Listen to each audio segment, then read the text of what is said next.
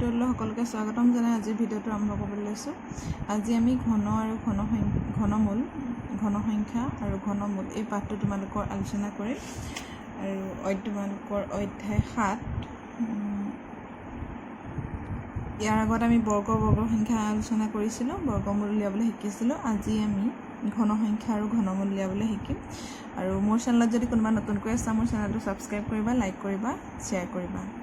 এতিয়া চাওঁ আহা ঘনসংখ্যানো কি। আমি বৰ্গ কৰোঁতে শিকিছিলোঁ, ধৰি লোৱা বৰ্গ কৰোঁতে দুটা সংখ্যা আমি পূৰণ কৰিছিলোঁ, a × a সমান a স্কোৱাৰ। তাৰমানে কি হৈছে a স্কোৱাৰ মানে এইটো এটা বৰ্গ সংখ্যা। এতিয়া ধৰি লৈছোঁ 2 × 2 একেটা সংখ্যাকে দুবাৰ যেতিয়া পূৰণ কৰিছিলোঁ 2 স্কোৱাৰ হৈছিলে। 2 স্কোৱাৰ মানে 4টো এটা বৰ্গ সংখ্যা আৰু ইয়াৰ বৰ্গমূলটো কিমান? তো যদি 4ৰ আমি বৰ্গমূল লওঁ, বৰ্গমূল চিনটো এইদৰে হয়, তেতিয়া 2 হ'ব। তাৰমানে কি এটা সংখ্যা বৰ্গ মানে দুটা সংখ্যাৰ একে সংখ্যাৰ পূৰণফল। এতিয়া ঘন মানে তিনিটা একে সংখ্যাৰ পূৰণফল, a × a আৰু এইটোক a কিউব বুলি কয়। আৰু ঘনমূলৰ চিনটো এইদৰে দিয়ে আৰু a = a, তাৰমানে তিনিটা একে সংখ্যা পূৰণ হৈ আছে। বা 2 × 2 কিমান হ'ব? 8 বা 2 কিউব বুলি লিখিম। 2 কিউব মানে 8। 8ৰ আমি ঘনমূল ল'ব পাৰোঁ, এইখিনিতে 3টো এনেকৈ দিয়ে। 8 মানে 2, তাৰমানে এইটো ঘনমূল আৰু এইটো ঘনসংখ্যা। 8টো হৈছে ঘনসংখ্যা আৰু 2 হৈছে ইয়াৰ ঘনমূল। এতিয়া আমি এটা সংখ্যা লৈছোঁ, ধৰি লোৱা 216। 216টো ঘনসংখ্যা হয় নহয় আমি চাব লাগে। এতিয়া 216টো ঘনসংখ্যা হয় নহয় আমি চাবলৈ হ'লে প্ৰথমে উৎপাদকত ভাঙি চাব লাগিব। 216টো আমি উৎপাদকত ভাঙোঁ। প্ৰথমে একক ঘৰত যিহেতু 6 আছে সেইকাৰণে 2 দিম। 2 × 2 আৰু 2 × 16। আকৌ এতিয়া যিহেতু গুচি গ'ল মিলি গ'ল, সেইটো কাৰণে কি হ'ব? 0 হ'ব। 108। আকৌ 2 দিলে কিমান হ'ব? 2 × 5 × 10 আৰু 2 × 4 × 8। এইদৰে আমি কৰি ল'লোঁ। আকৌ 2 দিলে 54ক 27 হ'ল। 3 27ক 9 বাৰ, 3 9 বাৰ। তিনিটা হৈ আছে, দেখিছেনে? ত্ৰিগোট গঠন হৈছে। এই যদি ত্ৰিগোট গঠন হয় তেতিয়া এটা ঘনসংখ্যা। এতিয়া আমি এইটো এনেদৰে লিখিব পাৰোঁ, 3 2 1 6 এইদৰে লিখি তাৰমানে আমাৰ ঘনমূল উলিয়াবলৈ দিছে। এতিয়া আমি এইটো 2 × 2 × 3 × 3। এতিয়া তিনিটাৰ পৰা আমি এটা ল'ব লাগিব। ঘনমূল যেতিয়া ল'ম আমি তিনিটাৰ পৰা আমি এটা ল'ব লাগিব। 2 × 3 তাৰমানে কি হ'ল? 6 পালোঁ। তাৰমানে 2 1 6 মানে ঘনমূল 2 1 6 মানে 6। 2 1 6 মানে 6 হ'ল। এতিয়া আমি আৰু এটা লৈছোঁ 108। 108ৰ আমি বৰ্গ উৎপাদক ভাঙিম। 108 ভাঙি চাওঁ। 2 কৰিলে 2 5 10 এইটো হ'ল। আকৌ 2 কৰিলে 27, একেটাই হৈছে সংখ্যা হ'ব। 3 × 3 9 এইফালে 3 হ'ল। এতিয়া ইয়াত আমি কি হ'ল? এইটো ত্ৰিগোট আছে কিন্তু এই দুটাহে আছে, তিনিটা নাই। এতিয়া মানে 108 সমান আমি কি পাইছোঁ? 2 × 2 × 3 × 3 × 3 পাইছোঁ। এতিয়া ইয়াত ত্ৰিগোট আছে কিন্তু 2ৰ ত্ৰিগোট নাই। 2ৰ ত্ৰিগোট নাই, গতিকে কি কৰিব লাগিব? গতিকে ইয়াত কি 2ৰে পূৰণ যদি কৰি দিওঁ ত্ৰিগোট গঠন হ'ব আৰু ই ঘনসংখ্যা হ'ব।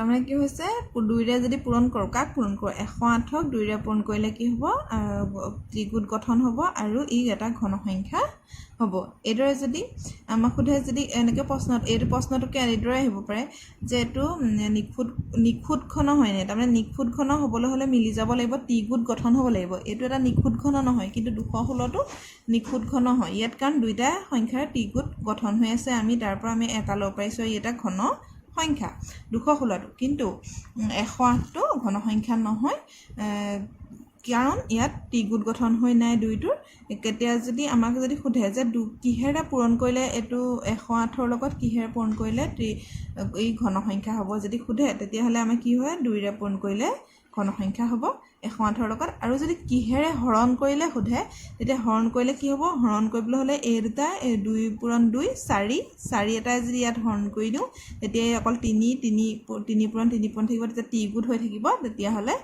সেইটো এটা সংখ্যা সেই সংখ্যাটো কি হ'ব ঘন সংখ্যা হ'ব এতিয়া চোৱা তোমালোকে এইদৰে লিখি দিব পাৰা যে 108 পূৰণ 2 কৰি দিলোঁ 2 কৰিলে 216 হ'ল 216টো যিহেতু আমি ইয়াৰ আগত কৰি আহিছোঁ আমি বেলেগ সংখ্যাও কৰিম এতিয়া 2 পূৰণ 2 এতিয়া 2 এটা বাঢ়ি গ'ল তেতিয়া ত্ৰিগুট হৈ গ'ল তেতিয়া কি হ'ব ইয়াৰ ঘন সংখ্যা আমি ঘন সংখ্যা পালোঁ 6 পালোঁ এতিয়া চোৱা কিতাপৰ 7A অনুশীলনীটোৰ 1 নম্বৰ কুৱেশ্যনটো উৎপাদক পদ্ধতিয়ে কোনবোৰ সংখ্যা নিখুঁত ঘন সংখ্যা যিবোৰ ঘন সংখ্যা নহয় আটাইতকৈ কি সৰু সংখ্যাই পূৰণ কৰিলে সেইবোৰ ঘন হ'ব এতিয়া আমি 1 নম্বৰটো যিহেতু কৰিলোঁ 1 নম্বৰটো যেতিয়া পূৰণ কৰিলোঁ কি সৰু সংখ্যাই পূৰণ কৰিব লাগিছিলে 108ৰ লগত 2 পূৰণ কৰিবলগীয়া হ'ল আমি উৎপাদক পদ্ধতিৰে প্ৰথম উলিয়াই চালোঁ তাৰপাছৰটো ইয়াত তোমালোকে এইকেইটা তোমালোকে নিজে কৰিবলৈ চেষ্টা কৰিবা আৰু তাৰপাছত আমি 2 নম্বৰ এটা কৰি দিম বাৰু যিবোৰ ঘন সংখ্যা নহয় আটাইতকৈ কি সৰু সংখ্যাই হৰণ কৰিলে সেইবোৰ ঘন হ'ব ইয়াৰ এটা মই কৰি দিছোঁ এতিয়া চাবা আমি এটা 2 নম্বৰৰ লাষ্টৰটো লৈছোঁ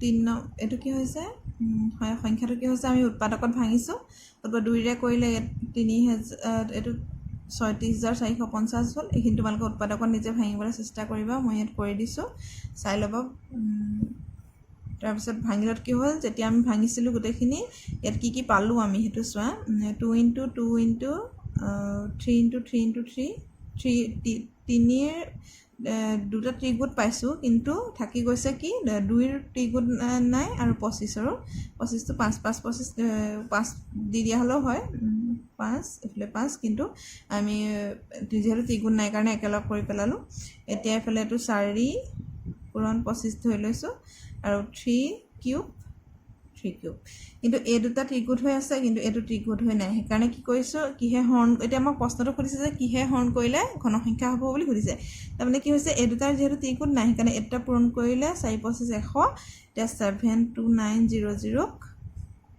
হৰণ কৰিলে কি হ'ব ঘন সংখ্যাটো পোৱা যাব এতিয়া 3 নম্বৰ কুৱেশ্যনটো চোৱা এটা ঘনকৰ দিশটো দি থোৱা আছে আৰু ঘনকটোৰ আয়তন নিৰ্ণয় কৰিব লাগে এইটো চোৱা ঘনকৰ দিশ L = 8.5 cm এতিয়া আয়তন যিহেতু আমি আয়তন সূত্ৰ আগতে পাইছোঁ যে এইটো দিশ দিয়া আছে সেইকাৰণে কি হ'ব এই দীঘক ঘন কৰিলে আমি ইয়াৰ আয়তন পাম L × L × L তাৰমানে এতিয়া 3টা দিশ যেতিয়া পূৰণ কৰিম তেতিয়া কি হ'ব চেণ্টিমিটাৰ ঘন 3টাৰে একক চেণ্টিমিটাৰ পূৰণ কৰি চেণ্টিমিটাৰ কিউব বা ঘন চেণ্টিমিটাৰ বুলি কয় আৰু এইটো পূৰণ কৰিলে 8.5 পূৰণ কৰিলে আমি পালোঁ 614.125 ঘন চেণ্টিমিটাৰ এইটোৱে হৈছে আয়তন আজিৰ ভিডিঅ'টোত ইমানতে সামৰিছোঁ তোমালোকৰ যদি ভিডিঅ'টো চাই ভাল লাগিলে লাইক কমেণ্ট শ্বেয়াৰ কৰিবা ধন্যবাদ